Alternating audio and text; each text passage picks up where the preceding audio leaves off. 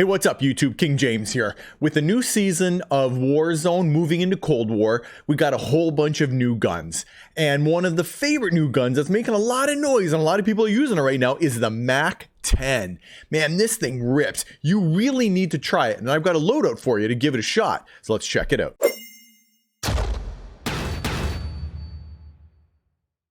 So here's the Mac-10. When you hit level 15 in the battle pass, you don't have to buy the battle pass, but when you hit level 15, you get it. Everybody gets it. And when you first get it, it looks pretty, small. But I'll tell you, this gun is actually really big. It hits hard even with no attachments. And as you unlock attachments, it gets even better. So to get all the attachments unlocked, I jumped into Plunder. It's the fastest way to level up your guns. If you don't know, I made a video on how to do it. I'll link it right here. You can go and check it out. But if you want to unlock all the attachments for your gun super fast, Plunder is the way. But as I unlocked all of the attachments for this gun, I found every time I got a new attachment and I tried new stuff out, it just got better and better. This is a really versatile gun. It works close, it works at medium range, and it really is nice. But there's some differences in it between Cold War and Warzone. I'm going to talk about that in a second. But just before I get into that, I want to say thank you to everybody who's recently subbed to the channel. I really appreciate all the love and support, so thank you guys. And if you haven't subbed to the channel, consider subscribing because it really does help small content creators like myself.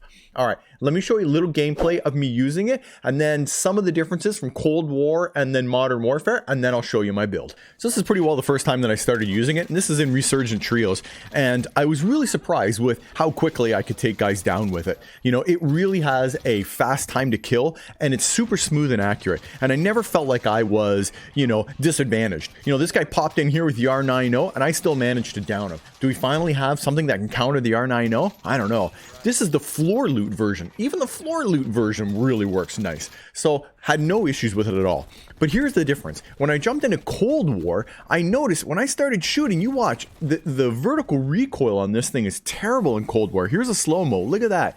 Going straight up. I'm pulling down on the stick. I naturally do that when I shoot. I pull down on my stick, and even with that. Now here's Modern Warfare. See that? No recoil at all. I come around the corner here for this guy. He doesn't know where I'm at. Blast him. Look at the slow-mo on this. No recoil. So as you saw in that video, the recoil from the Cold War version of the Mac-10 is a lot higher than the Modern Warfare version. I think that's a difference between how Infinity Ward programs their guns versus Treyarch programs their guns. And those are the two developers of the two different games. So I've been using my Mac-10 with the Kilo. Still think the Kilo is the best AR in the game. We'll see if some of those Cold War guns can compete, but I don't know. It's not looking like it. Anyway, let me show you my loadout. All right, so here's my Mac-10 loadout. For the muzzle, I've got the Infantry Compensator. Vertical recoil control, it gives you a lot more control and accuracy, but a little bit of negative on the horizontal. We're going to make that up though. On the barrel, I'm using the 5.9 Task Force. You can see here it gives you damage, effective range, and bullet velocity. You get a little less starting ammo, and again, some negatives on vertical and horizontal. The good thing is this gun's still so smooth in Warzone that it really doesn't impact it too much. Where we do pick it up right here is on the foregrip. This one here gives you horizontal recoil control and a little bit more accuracy. I think there might be some other grips here that I might try, but so far the foregrip is looking like it's the best one. So for the mag, I'm using the 53 round drum. It gives you a whole bunch of pluses on the amount of ammo you can carry and how much you start with, but you got 53 bullets in this thing. I found if I'm running into two guys, I could take two guys out and thirst them before I had to reload. And for the stock, I'm using the wire stock. It gives you sprint to fire time, so really high mobility.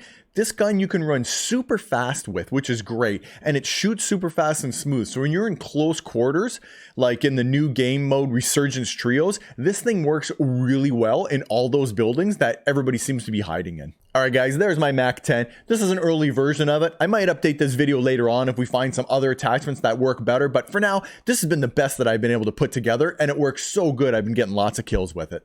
All right, guys, that's it for my Mac-10 build. Let me know your thoughts in the comment section down below. If you've got a really awesome combo that you're using that you want to share it in the comment section down below. I love trying different combinations out, so hit me up and let me know what your thoughts are. And as always, guys, if you don't see me in Warzone, if you don't see me in multiplayer, it's only a matter of time, baby. King James out.